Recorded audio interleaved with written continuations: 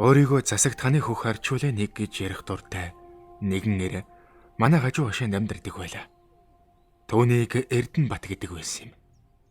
Тэрээр дээхэн үед гудамжаар явж цагаан утсаар хүн яруулан хэдэн төгрөг олдог байсан ч нэг орой хэдэн залууд зодуулж дээрэмдүүлснээс хойш хэвтэрч шахуу нэг жилиг өнгөрөөгөөд нэг л шөнө нас орчихсан байсан юм. Би түүнтэй айл хөрш амьдрдгийг хэлэх үү, адилхан ганц би яруулсыг хэлэх үү, нэлээд ойр дотно байлаа. Би энэ нэлээд муу хэвдэж байхад нь бараг л хамт амьдрч хоол цайг нь хийж өгдөг байсан юм. Тэр хэдийгээр хээгүй гүтсгэн хүн боловч би энэ муудан ханийн хайр аламж өгүүлэгдэх тусам хувь заяанда гудран үе жигтэйхэн уйдгарладаг байв. Мөн ийм үед хэдэн үеэр нутаг хөшүүндээ алдартай сайн уяажид явсан тухайгаа ярьж сэтгэлээ уужруулдаг байлаа. Харин нас барахаас сар гаруй өмнө нэг өдөр бас л уйдгар давтан хувь заяагаа зөвхөж хэвдснэ. Хатууны тэнгэр гэж айхтар юм байдаг юм билэ. Бөөгийн сүн сорогдсон хэдэн адуу худалдаж авснаас л олж амьдрал маань арун гоороо иргсэн юм шүү дээ. Гээд доорх зүйлийг хөөжилсөн юм. Тэр удаан хэвцнээс чилж хөшсөн биеэ тааж ядан хүндэж суугаад "Айл бахта хүүтэн ус игээд өгдөө" гэж хэлэн тамирдж турсан гараараа аягтай усаа арай ядан барьж уусан хойноо "Ахна завхны ургамал сумын уугуул. Манай нутагч үнэхээр сайхан шүү. Одоогоос 20 жилийн өмнө суманда 8 төгсөөд сайн эзгийнхэн буянд тарган морины зоон дээр талын ингээр давхиж явлаа. 18 тата ардын цэргийн албанд явж эх орны цүн хязгаар онгоны заставд 3 жилийн алба хаачгаад дөрсөн нутагтаа ирж өссөн хөөхөнтэйгээ ханилаад л сайхан л амьдарч байлаа. Энэ чинь 20 жилийн өмнө болсон явдал юм шүү дээ. Гэвч ямар үүллэн дуудсан юм бөө мэд. Би хаавсан хинтийн галчраас хордоо удмын 5 морь үн цохин худалдаж авсан юм.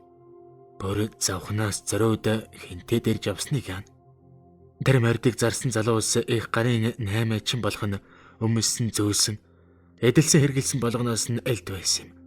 Би тэдний мордыг харангуутаал нүд унгаж надтай явсан нутгийн залууч бас хорхоос ч худалдаж авъя гэсэн боловч хинтийн залуучууд үнэрхэж байгаа бол та. Нутгийн буйныг нутагт нь тогтооно. Өөр мөр олж авна үсттэй гээд халгаасангүй. Гэвч би найзтайгаа нөгөө хоёрыг баруун зөнгө гууж хээр 2 хоног аригдсны хүчинд өн тохиролцож 5 сайхан морийг нь туугаад харж үлээ. Хамгийн хачиргалтай нь тэр мордыг туугаад яг нутгийн дэс алгасан шөнө нойройсон хувцтай урд цагаан үстэй мөрдлөө дас гар сагалтай өвгөн мордын цаагуур явж байгаа нь харагдсан юм. Би залуу байсныг хэлэх үү, бас омголон байсныг ч хэлэх үү. Ёр янз бүрийн бодоогүй. Юун өвгөн яах гэж яваад байна гэд мордынхаа зүг шуугж утсан чи нөгөө өвгөн хаашаа ч юм бэ алга болчихсон байлаа. Хийм харна гэж байхгүй гэж бодсгийгээд хамт явсан найзтайч хэлсэнгүй өнгөрсөн юм. Ингээд маргааш өглөө өнөө хэдэн морь хөөсөр хэрийнхэн бараг харж адуундаа нийлүүлчихэд уян дээрээ буутал манай илүү гэрийн өрхийг бүтээж гисэн. 2-3 машин ирж гисэн манай гэрээс хүмүүс гарч гүйлдээд л нэг л биш байна. Нэг л муу совин татаад явж гисэн учраас хар гүүхээрээ гэртээ ортол одохгүй нэралах гэж байсан дахар биетэй эхнэр маань дутуу төрөөд хөө гарсан ч хүн болдгоо хэдхэн цаг болоод өөд болсон байв. Талигаач хүүгийнхэн ажил явдлыг гүйцээх гэсээр байгаад авчирсан мордооч бараг мартаад байлаа. Тэгтэл хүүгийн оршуулгын ажил дууссан шөнө их хачин зүүд үзэгдсэн юм. Гэрийнхэн үүдэнд зогсож байсан над руу нөгөө мордын хажуугаар явж харагдсан хачин хувцастай цагаан үс хар сагалтай өвгөн нэсчрээд "Би мордон авлаа. Араас битгий яваарай. Хөл болгож 20 морийг чинь аваад явлаа шүү" гэчгээд алга болчих шиг болсон юм. Зөөд бол зөөд шүү дээ. Гэхдээ энэ зүүд нэг л хачин жигтэйхэн тод зүүд байсан ч би тоосонгүй. Гэтэл маргааш өглөө нь нар мандах үед дугаа хураахаар явсан эхнэрээ маань дүү давхиж ирээд "Эрдэнэ өнөөхөө хинтийн 5 адуутай чинь хамт манай 20-мөр алга болчихжээ" гэж хэллээ. Би орноосоо зурдгийн босч додор өмтэйг гүйж гараад харвал үнэхээр нөгөө 5 морь бас манай 20 адуу байсангүй. Хаахал хинтийн гашраас үн зохин байж авчирсан хайрын мордоо алдчихлаа гэж бодгоос гол гарлаад эмээл хазаараа шүүрч яваад хадам дүүгээ дагуулад дарж ихтэй адууныхаа хойноос эрэлд гарлаад хойшоо жигтэй явсан байж мэдэх сураг гаргаад бүр тийсэн юм байвал очиж харсаар хэдэн хоног яваад сүүлдээ бараг хэл хүрэх шахсан ч адуугаа олсонгүй.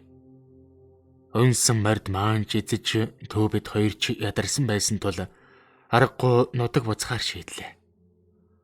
Хордон удамтай давын том морийг үн зохин авснаа бод хоосч тэр буурлаас өвлөгдөж ирсэн 20 сайхан морио бодсон ч тэр гол харлаад л байлаа. Духан үед нөгөө зүүд санаанд орж ирэхгүй байсан нь сонин шүү. Хүний нүдэнд тусахаар сайхан хөлгүүд байсан болохоор л урт гардангууд дууснаас зайлахгүй гэж бодоод байлаа. Хүн танихгүй, газар мэдэхгүй хоёр амтан нутгийн зүг өдөржин яваад нилээн ундаас ядран орой бүрий болох үед ойр айл тааралдвал хоног тойруулахаар санаатай давхиж байлаа. Харанхуй олж шөнийн тэнгэрт дүн бомон одод анивчиж эхэлсэн чи бид хоёр айлын бараа олж харсангүй. Өсч байна гэж ихтэйхэн. Сүүлдээ сэтгэлээр унан ингээд хээр хоолгүй хондгийн байж гэж бодон нэг хөдөл дээр гарч иртэл ашгүй тэр хөдлөөс холгүйхэн баруун хойно ганц гэр торон харагдлаа. Өдөржин давхсны эцэст сайн нэг айлын бараа харсан дүү бид хоёр ганц гэрийн зүг хомгүй давхиж явтал унаж явсан морд маань гинэт цахтан янзгаагаад таг зогсчихлоо. Яаж ч гуйдаад урагшаа гიშгдэхгүй. Бид хоёр арга барьж буугаад өдлөөд явах гэсэн чи арагшаа чаргууцалдаад хамраад ачигнуулаад нэг л биш. Ямар нэг юмнаас үргээд байгаа нь илт байх юм. Дөө маань "Хоёулаа буцъя. Морд үргээд нэг л биш байна" гэхээр нь би сөхөрж унах шатлаа ядарч явсныг хэлэхүү. "Хэц яавал гэж энд мордод усч орхиод хоёулаа гэрд ороод гарыг" гэж хэлээд морноосоо болоо. Бид хоёр алгасаар гэрийн гадаа очтол эзхүү ханх ганц гэр байх юм.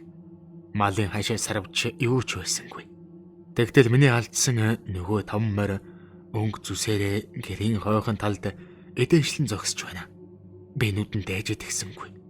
Дуу алдан "Хардаа нөгөө морд маань энд байна шүү дээ" гэтэл дүү маань "Та юугаа яриад байгаа юм бэ? Энд морь өдхөө морины уяа чалга" гэх юм байна. Бэж "Тэрийг харал та. Өнөө хэд маань" гэд мордын зүг заатал дүү маань "Энд нэг л эвгүй санагдаад байна. Ер нь боцвол яасан бэ" гэлээ. Төөний нүдэнд айд сургасан байхыг үзээд би "Энэ одор хийж яваа айл юм шиг байна. Хоёулаа оръё" гэтэл дөө маань юм хэлсэнгүй. Хоёул гэрийн үүдэн дэрвэл үүдэн дээр нь хэрзээсэн хар нохой хаалга яг дараа твдэж байлаа. Нохойг хараад нуруу хүү дөргөд явчихсан ч би "Холт" гэж дашураа далайн хөөтөл сүүлээ хавчин нэг муухай гасалснаа босоод явчихв. Ингээд гэрт ортол лаа асаажгсан байх хэрнээ гал хөсч түлээгүй. Нэг л хачин зэвэрхэн айл байлаа. Гэр доторхыг хартал тавилах сэлт гэхээр юм байсангүй. Харин хойморт байх орон дээр миний зүүдэн дэрсэн нөгөө бөөгийн хувцастай өвгөн сууж байх юм. Тэр бид хоёрын зүг хараад юу чим бэлэх шиг болоход зэвхий тааж байсан хүүтэнгэр пүн хийдэл халууд үгээд бидний өмнө явган ширээ бий болж дээр нь цар дөрөн чансан мах тавигдчихав. Өвгөн бид хоёрыг суу гэж яваа болтой. Дохиж байна. Өвгөн байр байдлыг хараад Бас нөгөө зүүд маань бодогдоод би хөдөлж чадсангүй. Дүү маань ч тагчиг болчихож. Өвгөн бидний харан дуугүй сууж байснаа. За та нар адуунуудыг маань хайж явна. Авах зүрх байвал аваад явал да. Гэчгээд хоймрын орон дээр буцаад хэвтээд өглөө. Тэргэрээс гарах гэж хичнээн бодсон чи бид хоёр яагаад ч юм гарч чадаагүй юм та. Нэг мэдсэн нам унтчихсан байж билээ. Нэг хүн дээлнээс татах үед өндийн босч харахад аль хэдийн өглөө болчихсон дүү маань та тийш хардаа гэж байна. Би нойрмог нүдээр цаасан зүг рүү хартал нөгөө гэрээ өвгөн ормөргүй алга болчихсон. Харин алга болсон морд маань тоо ёсоор бидний хажууд байж билээ. Гэхдээ ямар нэг юмнаас үргээд байгаа бололт хуйлраад байв. Морд руугаа дөхөж очих үед хөлд маань нийгэмтэй хэлсэн юм. Донгоогод үзтэл хүний том гихч сөөжний үгэршсэн яс хэвтэж хож үлээ. Бошоохон мориндоо мордоод хэдэн морио туугаад баруун зүгийг барин ухаангуу давхиж явахдаа дүүтэйгээ юу ч ярьсангүй. Юу гаж ярих вүлээ? Ямар ч өтгөр шулмастай хамт хонох шивгэл тэнч биш. Давхсаар байтал алсад хоёр гэр харагдаж байна.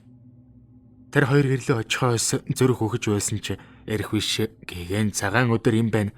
Учиртай гэж бодоод давхаад очтол олон хүүхэд бужигнсан жирийн айлд байлаа. Дөө бид хоёр хоол цай идэж ууж нэлээд амарсан хойно шин үдсэн харсан зүйлээ гэрийн эзэнд ярихад дараахэд сэжиглэж байгаа болт. Аманда мэн мэгзэн муншиж арц хүч уугуулан бид хоёрыг тойруулан удаад та нарт таарсан дээр айлыг манай энд хийхэн андахгүй. Хий юм байгаа юм шүү дээ. Манай нутагт олон жилийн өмнө нэг мондөг боо байлаа. Даанрын онсон тэр газарт жилийн 4 улиралд ганц гэрээр нутгалдаг байсан юм. Тэр боо хордон удмын хэдэн сайхан мордтой байлаа. Өөрөө морь уйдаггүйч онгод шүтээ маань дуртайгээд энэ тэндээс хордон морь авчирч дөжэдэг байсан юм. Тэгтэл боог өнгөрөхөөс хэдэн сарын өмнө нөгөө хордон мордын 5-ыг нэг шөнө холгойч хөөгөөд алга болсон байлаа. Энэ явдал нэрмээс улсан биз. Өвгөн боо нэг худалгүй өөд болсон. Ганц охинтой байсан ч тэр нь боо өвгөнийг өнгөрснөөс хойш нэг жилийн дараа гинэт гэртээ өгсөн. Үүнээс хойш тэр хав гүйдэлтэй болсон доо. Дэдэнтэй таарсан хүнд сайн юм болдог. Өөхөж өргөддөг. Зарим нэг нь гал зүү солиотой болсон. Ингэж хэлсэн юм. Яа гарахгүй өөрөө нүдэрээ үдсэн болохоор бэ гэрийн эзний үгийг сонсоод ихэд эвгүүзэж нөгөө хинтээс авсан 5 морь мордосоо таслан хөөж үлдээгээд нутагтаа ирсэн юм. Гэвч инглигээд миний амьдрал өөдлөөгүй. Дараа жилийн өвөл зод болж бог мал минь хяраад адууруу минь хэдэн ч удаа чонорж барыг бүгдийг нь идчихсэн. Эхнэр маань 2 дахь хүүхдээ төрүүлэх гэж байгаад эндэж би хэдэг амтан бүр мөсөн унчирсан. Энэ бүх гай зовлон бол ерөөсөө нөгөө муу ярин бөөгийн хараал гэж удсан би нодогтой гайгүй мэддэг лөвгдөн гихч лам дээр очиж арга засал хээлэгсний үр дүнд өөрөө амьд мэнд үлдсэн ухаантай. Гэвч үн шиг амьдарч чадсангүй. Яаж жижигэд болсонгүй. Халуун хөшөөтэй мал сайн гэдэг ч эвгүүгээ хөрхээр эвгүй юм билээ. Уг нь миний худалдаж авсан тэр морд аль дэвэн гарт өгөж талисан өвгөн бөөд хамаагүй л баймаар. Гэсэн ч юмны гай таарахаар хэцүү юм билээ. Адууны тэнгэрт мордоо даадгсан бөөгийн сүнс тэнэж миний худалдаж авсан мордод шингэсэн юм болов та гэж боддог та.